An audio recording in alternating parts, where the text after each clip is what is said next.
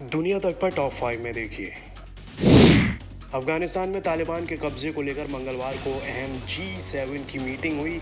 G7 की meeting में 5 सूत्रीय प्लान भी तैयार किया गया। दूसरी ओर तालिबान ने 31 अगस्त तक विदेशी सेनाओं को अफगानिस्तान छोड़ने की हिदायत दी है। G7 की मीटिंग में 5 सूत्रीय प्लान का पहला सूत्र है अफगानिस्तान में फंसे लोगों को बाहर निकालना। दूसरा सूत्र है आतंक के शिकार लोगों को मदद करना। तीसरा है मानवता के आधार पर अफगान लोगों की मदद करना।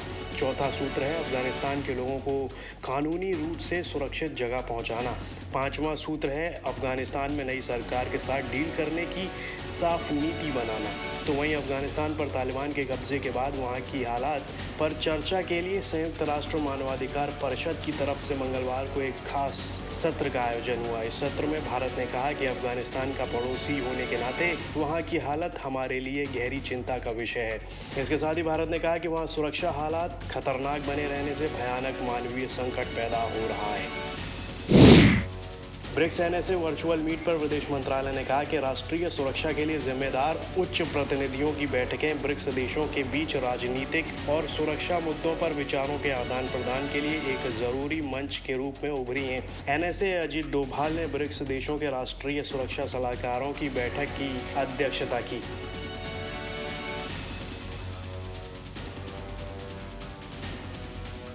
विदेश मंत्रालय ने बताया कि भारत ने बैठक के दौरान सीमा पार आतंकवाद और लश्कर-ए-तैयबा और जैश-ए-मोहम्मद जैसे समूहों की गतिविधियों का मुद्दा उठाया जिन्हें राज्य का समर्थन प्राप्त है और शांति और सुरक्षा के लिए ये खतरा हैं। भारत के प्रधानमंत्री नरेंद्र मोदी ने मंगलवार को ही अफगानिस्तान संकट पर रूस के राष्ट्रपति व्लादिमीर पुतिन के साथ बातचीत की है। दोनों के बीच करीब 45 मिनट तक फोन पर अफगानिस्तान के हालातों पर लंबी बातचीत हुई।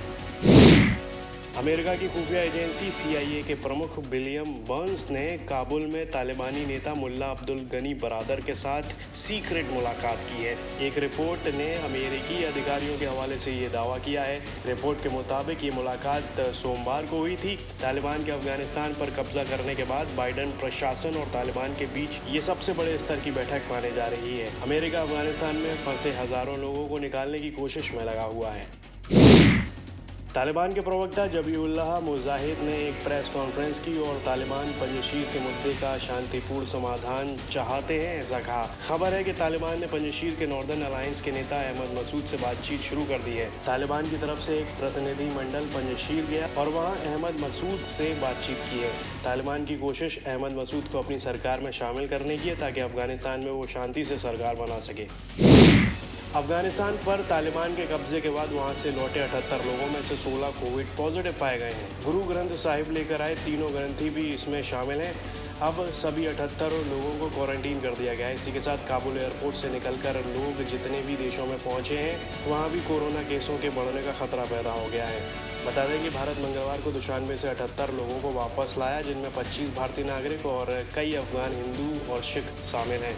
तो वहीं अमेरिका में नए मरीजों का आंकड़ा 1.70 लाख के पार हो गया है। ऑस्ट्रेलिया में अब तक के रिकॉर्ड केस मिल रहे हैं। यहाँ मंगलवार को 892 केस मिले। कई इलाकों में लॉकडाउन और सख्त कर दिया गया है। जापान में ओलंपिक के बाद नए मरीज बढ़ने शुरू हो गए थे जो थमने का नाम नहीं ले रहे हैं। नए मरीजों का आंकड़ा 25,000 को पार कर गया है। वियतनाम में 12,000 तक नए मरीज मिलने लगे हैं। देश में लॉकडाउन लगा हुआ है।